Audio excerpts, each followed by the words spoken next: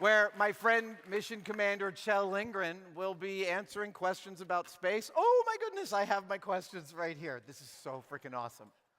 We're going to leave the robots up here. Yeah, of course we're leaving the robots up. BB-8, come on over here. Can you come over here? We're going to leave the robots up here. Come on over, BB. Oh, dude. I just remember, when I think I know how things work, and I saw the trailer, and I'm like, wow, that's digital. So beautiful. Oh, yeah, I guess so. So, you know, I once got a chance to look at the entire root sound library for R2-D2 that Ben Burtt built and uses to score the films. And everything that R2-D2 says is actually a sentence, and the sentence is the title of the sound file. And when you read them and you hear them, they're complete. You can actually learn to speak R2. When he goes, woo, woo, woo, it's, I don't know.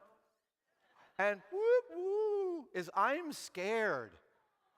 Yeah, it's like straightforward. R2 is, so one of the things I pitched for Savage Builds was that I build an R2-D2 and actually learn to speak droid so I can give voice commands and actually get information back from him. Yeah, I don't know why Discovery didn't love that idea. Yes, sir. Kjell Lindgren, everybody.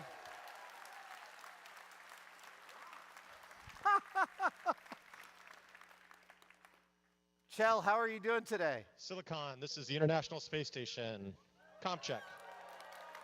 Amazing. Kjell, where are you in the station right now?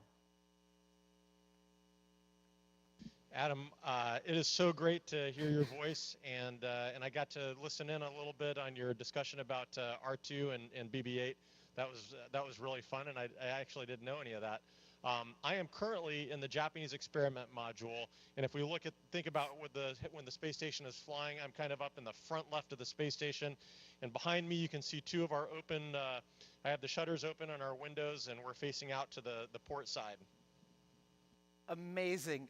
I can't believe we're chatting to you, and you are floating above us 250 miles up in space, man. Oh!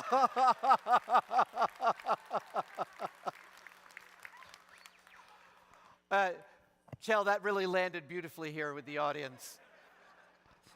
We have a whole bunch of questions this hour, and the very first one comes from Lynn Nordstrom, who has a birthday today. So would you mind giving a happy birthday to Lynn? Well, I'm so excited to answer Lynn's question. And Lynn, happy birthday from low Earth orbit.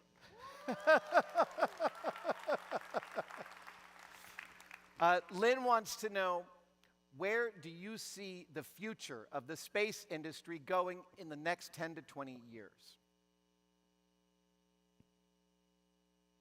Wow, that is a really great question. And you know, if we think about just what has happened in the past 10 years, what the next 10 to 20 years holds is really, I think, mind-bending. We are embarking on our third decade of science and research on the International Space Station, a collaboration among 5 space agencies, over 15 countries, conducting science and research to extend our presence in the solar system and make life better back on Earth. In this past year, our commercial partnerships have allowed us to bring astronauts to and from the International Space Station on commercial spaceships. It's absolutely amazing. And within the next couple of days, we're about to send a rocket to the moon. Super, super exciting. And so this is an amazing time to be a part of spaceflight. You know, we have the James Webb Telescope sending back amazing images to help us unlock the secrets of the universe. We have robotic missions still operating on Mars. It is an incredible time to be a part of spaceflight and human spaceflight, and so excited to be a part of it. Eugene Loffink asks, I am a 4-year-old aspiring astronaut. What words of wisdom can you offer me? That kid's going places. Wow, Eugene, that's awesome. So excited for you, and we would love for you to come and explore with us. I'm sure that you will be living and working on Mars. What words of wisdom can I offer? Well, like any worthy goal, it requires hard work. And so just be aware of that and invest that work in your future. For you, the best thing that I can recommend to you is to read. Read, read, read.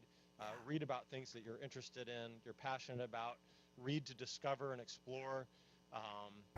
And I would read about science and math. Those are that is the language of spaceflight.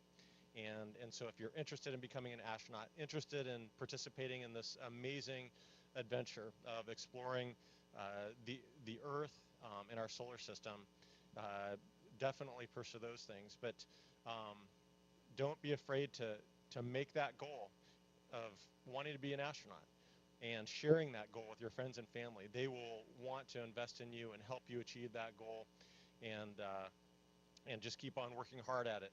And every day, just do a little one small thing to work towards that goal, and you'll be amazed what you're able to accomplish.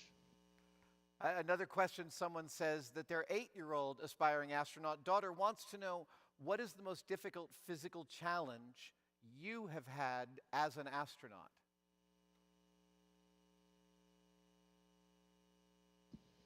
Wow, that's an interesting question. I can't recall any one particular very, very difficult physical challenge. There are challenges all along the way. There are challenges in pursuing that goal, that dream of becoming an astronaut. And then once you're in the astronaut office, there are challenges every day that ultimately lead to this amazing opportunity, this privilege of getting to live and work in low Earth orbit in this incredible marvel of engineering.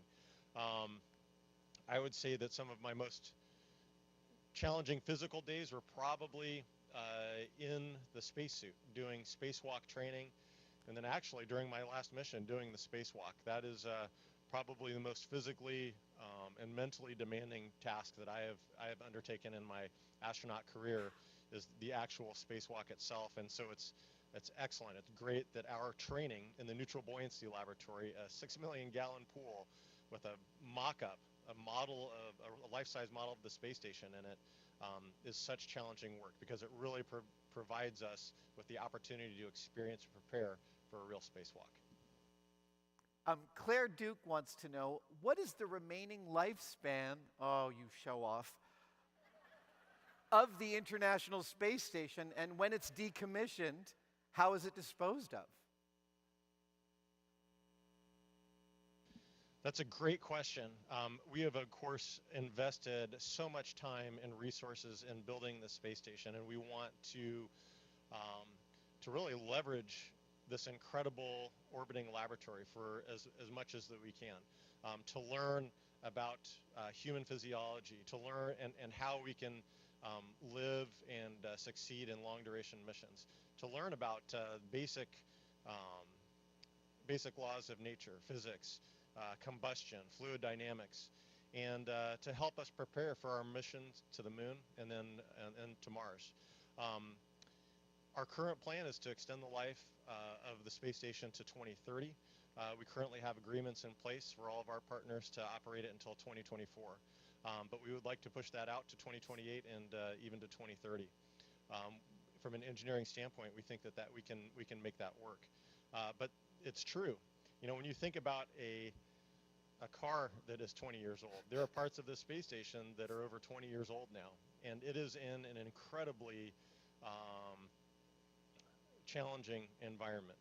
And yet our engineers have done an amazing job of keeping it operating in great shape. But when that time comes that we have to say goodbye to the space station, we will make sure that it is controllable. We'll make sure that it has enough fuel, and then we will deorbit it and likely try to put it into the Pacific Ocean. And it's very important that we have control of the space station, that we are in full control of it and have the propulsion and fuel able to safely deorbit it, so that it doesn't go into an area where people could be injured. It's a really sad thing to think about. And I think it's one of the remarkable things about this space station, and why it's such a privilege to get to be here to live and work on it, because so many hundreds, thousands of people have worked on it and invested millions of hours, and yet there are just a very few of us that actually get to see it in its operating condition. You know, an engineer that builds a 747 gets to fly on it. All of the people that have worked on this have not gotten to see it with their own eyes in operation, and we won't be able to bring part of it back, you know, to the Earth to put in a museum. It would just be too costly to try and bring a module back. So it will be a sad day when we have to say goodbye. Excuse me. Well, actually, speaking of medical research, being a medical doctor, Randolph Klein wants to know, what is the most intriguing non-medical research you've conducted as an astronaut? The space station is amazing because most laboratories are dedicated to a single field of science, and yet we have built this incredible station that looks at all different domains of science, some of which we interact with on a daily basis, and some of which is just installed. We might help install it, turn it on, and then folks on the ground will operate it. We have a cold atom laboratory that I'm told has created the conditions that are the coldest in the universe, which is mind-blowing to me that exists right next to where I work out on the exercise bike. We have an instrument on top of the space station, the alpha magnetic spectrometer, that is looking for dark matter. I mean, cutting edge science. Some of the things that I've worked on that I've really enjoyed is there was this experiment during my last mission called capillary beverage, and we looked at how we could cause fluids to move simply by using the geometry of a cup. Yeah. And the materials, and we could use surface tension and capillary motion to deliver those fluids when you can't pour or drink out, but the shape of that cup could deliver it to your mouth. And that has application to fuel tanks. Why use a pump and power when you can deliver fuel simply by the shape of the fuel tank? And so that was something. It also meant that I got to drink a lot of coffee and juice and water in the name of science. So I really enjoyed that. And then also working on plants. I love working in our backyard. We grow native plants in our backyard, and so being up here and getting to grow plants in our plant installation is amazing. Currently, we have a program called X-Roots, and it's using aeroponics and hydroponics to grow different types of plants. And actually, right now, we're growing like carrots and radishes and edible plants, and I'm really excited to see how those turn out. And those have application for future space flight as well. When we go into deep space, when we go to Mars, we have to think about ways that we can add to our food supply and potentially to our environmental control system. Having plants pulling carbon dioxide out of the atmosphere would be an amazing addition to an environmental control system. Well, you are talking to a group of people that is deeply invested in 3D printing, and there is a 3D printer on the ISS. I'm curious how additive manufacturing has come in handy on the space station.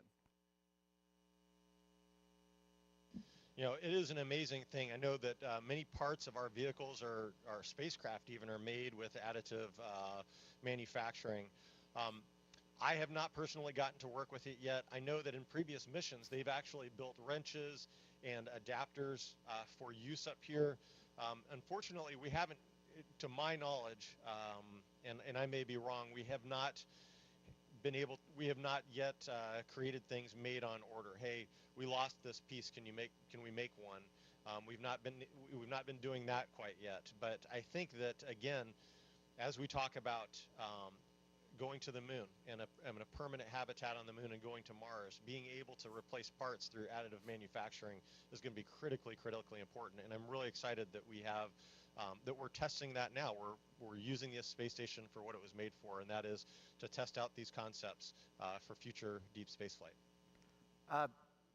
Peter Tachibana wants to know, what is the quality of sleep while you're on board the International Space Station? How do you sleep? Where do you sleep?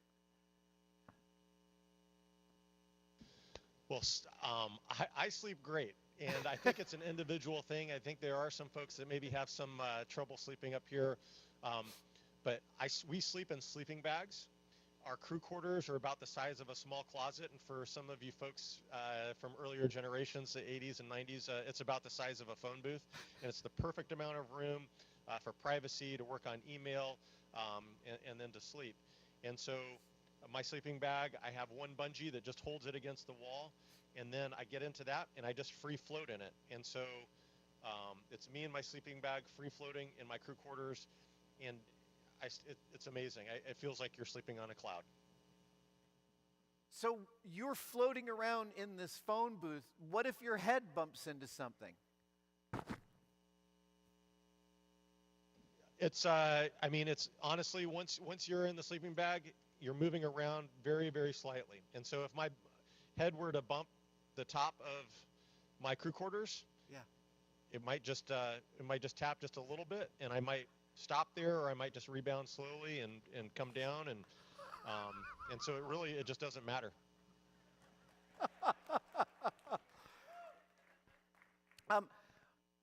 Leland Mayer asks, how much does the International Space Station actually weigh?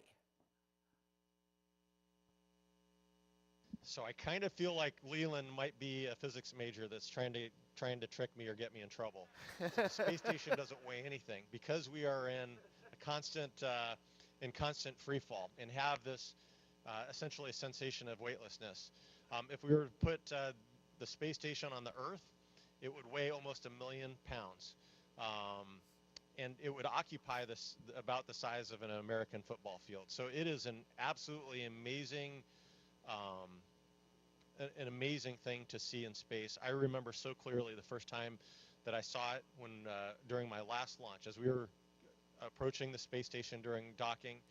To see it just floating there was just mind-blowing. It just didn't seem real, and now here I am inside of it, and it's an amazing place to live and work. Hannah Macbeth asks, what are the most important personal or personality attributes an aspiring astronaut should have? Yeah, it's a great question. And I think it's really those traits that make anyone a good teammate, a good team member. So when we select astronauts, we're looking for hard workers, people that are easy to get along with. Let me tell you, living and working with folks in an enclosed space, in a hazardous environment where there can be a lot of pressure and stress, a constant schedule that you're trying to keep up with, for long durations of time, you need to be living and working with people that are easy to get along with. But most of all, I think adaptability. I think that is a defining trait. Regardless of the plan, things generally don't go according to plan. Things break, and so we have to work around that. We have to adapt and figure out a way forward. Troubleshooting is a big part of spaceflight, and so whether it's living in an environment, an enclosed environment with a number of people, whether it's embarking on a particular task and not being able to find a particular tool, being able to roll with the punches and complete the mission are very important. And so adaptability is a big part of being a successful astronaut. Now, I know that you have tons of work to do on the ISS, but what do you do for fun? What kind of games do you guys play up there? Well, this is one of the things that we get to do. Getting to talk with friends on the ground, I think, is one of our favorite things to do. And so thank you so much for letting me be a part of this. This is an amazing opportunity to be a part of this con. We love just hanging out in the cupola and looking out the windows. The Earth is absolutely amazing. It is gorgeous and beautiful, and so having that ability to just look out the window and see the Earth going by is wonderful. And taking photos and video of that and getting to share that is really important to us. And talking on the phone. Talking on the phone with family and friends back on Earth. We have a voice over internet protocol phone. If there's a cell number on the ground, we can call it. And it is really, really cool to be able to just call somebody on their phone from the International Space Station. And that's something that is something that I do a lot of when I have free time. We like to hang out just like you do back on Earth. We like to hang out around in the galley around the dinner table and talk. And then every once in a while, we'll do silly, stupid astronaut tricks and try and do flips and see who can get as many flips before they run into something and that sort of thing. So it's a lot of fun. Sarah Shapiro wants to know, are you concerned about Russia's announcement that they'll be pulling out of the ISS? Do you believe that we'll be able to continue to man and use it if they do pull out? That's a good question, and certainly I think we all heard that announcement. I think it was about a month ago now, and it actually turns out that was misinterpreted. And so the Russians are committed to the previous date that we've all agreed to, working together until 2024. And then all of our international partners are interested and excited about trying to extend that to 2030, and that is including the Russians. And so we cannot do this. We cannot be successful at this mission of conducting science and research on the International Space Station without all of the partners. It is through that partnership, it is through collaboration and cooperation together that we are able to do the amazing things that we do up here. And so we're looking forward to a fruitful partnership through to the end of this decade. Michael Griffin has a wonderful question. What do you think of the public-private partnership? How do you think private investors and billionaires' interest in commercializing space will affect NASA in the future? It's a great question, and I mean, I think that it's an indicator. It's the fact that investors are interested means that there is something worth investing in. That billionaires are interested. It means that we're managing risk at a point where, again, billionaires or folks that are investing money see promise. The commercial sector, the partnerships that we have had with the commercial sector have been incredibly beneficial, not only to NASA in achieving its missions, for example, delivering cargo, delivering astronauts to the International Space Station, but also for the country. We have a vibrant commercial space industry, and NASA, part of our role is to serve as the infrastructure, to serve as a partner to help the growth of the commercial sector within our country, and I think that we've been very successful at that. NASA will always have a role in leading human spaceflight and spaceflight for our country, for the world. We will do the difficult things that may not have a lot of promise financially, at least initially, that may have more risk. NASA will have a role at serving at the frontier and being really at the edge of the envelope in exploration. But we look forward to our commercial partners walking alongside us, being alongside us as we push forward and helping us with the things that we absolutely know that we can do. For example, transportation into low Earth orbit. Leland Meyer wants to know, what is the hardest part about being in space for you personally? You're up there for about 6 months right now. Yeah, that's right. And definitely for me, it's being away from family. So as a part of training, we definitely travel a lot to train, and we are separated from our families there. And so for me, being away from my family for 6 months is challenging. And we certainly knew that is a part of this job. And accepted that, but it still doesn't make it fun, that part of it very fun. But the fact that we have the ability to communicate with our family, I'm able to talk to my family every day. In fact, after this conference, I'll have the opportunity to have a video conference with them. We do that once a week. The resources that we have to stay in touch with our loved ones are tremendous, and it's a huge help in being able to be successful in these long-duration missions. Now that makes me wonder, are you able to actually do things like help your kids with their homework from space?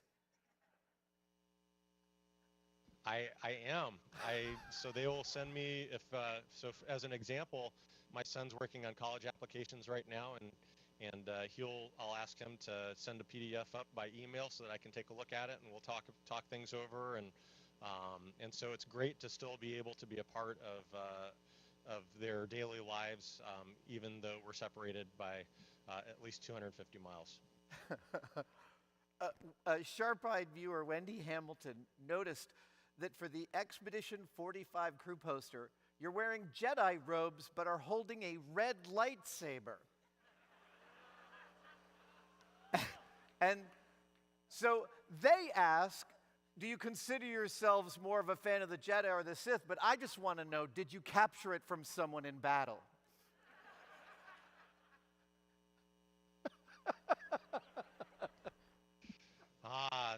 So I can't give away all of the mystery here. But you know, I was inspired as a young child. I was inspired by science fiction, both in the written form and movies, and of course Star Wars was a huge part of that. And then it was watching the space shuttle, Columbia, the very first launch in April of 1981, that really drove home the point that science fiction could actually be science fact, that there was a path to living and working in space. So Star Wars has always been a favorite of mine. And so getting to do a poster using the Star Wars world was a lot of fun. And there was definitely purpose in the lightsaber colors that we chose. I kind of proposed them and chose them for the rest of my crewmates, and I was grateful that they were up for doing a Star Wars poster. But I love that whole that world, and of course the both parts of it, the Sith and the Jedi. But I'm definitely rooting for the Jedi. I know you get a sunrise and a sunset every 90 minutes up there. I noticed that the windows behind you had light behind them when we started talking and are now dark. Have you just moved into a night cycle? We sure have. I actually opened those windows. If we'd had time, I was going to bring you over to look outside while it was lit up, and we can see this. We could have seen the space station very clearly, but we're just at the terminator right now, where we're passing from day into night, and it is. Yeah, it's super dark out there now, and so there's really, unfortunately, nothing to see. So yeah, I'll take a picture and I'll send it to you. Okay. Hey, is it possible for you to show us a trick with water? It's one of my favorite things that you do.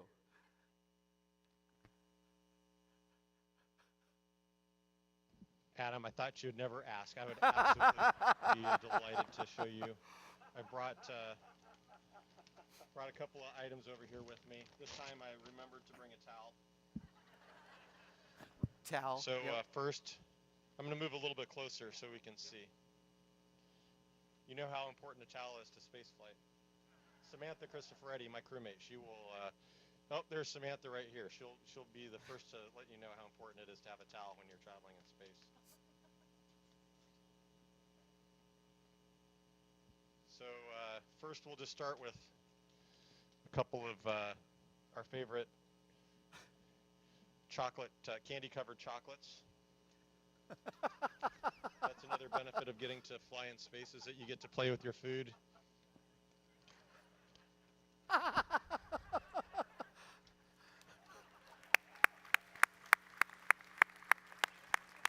All right, water.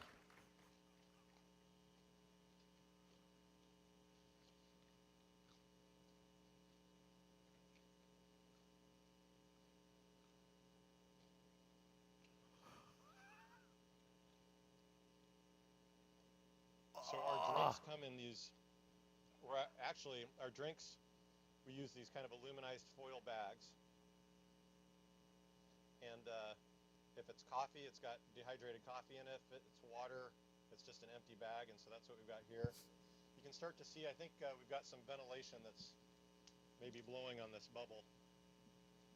I'm going to try and blow it back towards the camera.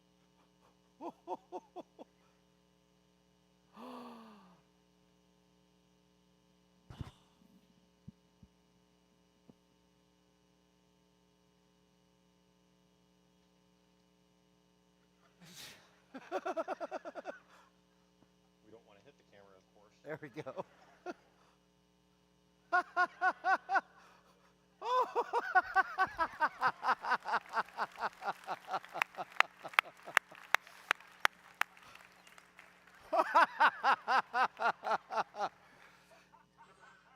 Okay, Kjell, we are reaching the end of our uplink. We have to say goodbye, but everybody, let Kjell know how great that was.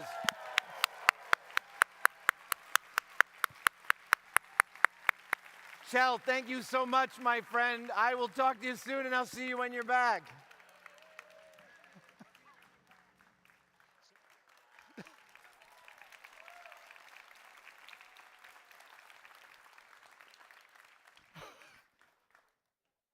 Safe travels. That was amazing. Holy cow. Incredible. Like a boss. What a mic drop. That's the best mic drop I've ever seen. All right, you guys, have a great rest of the day. I will see you at multiple events throughout today. Love you guys. Have a great afternoon.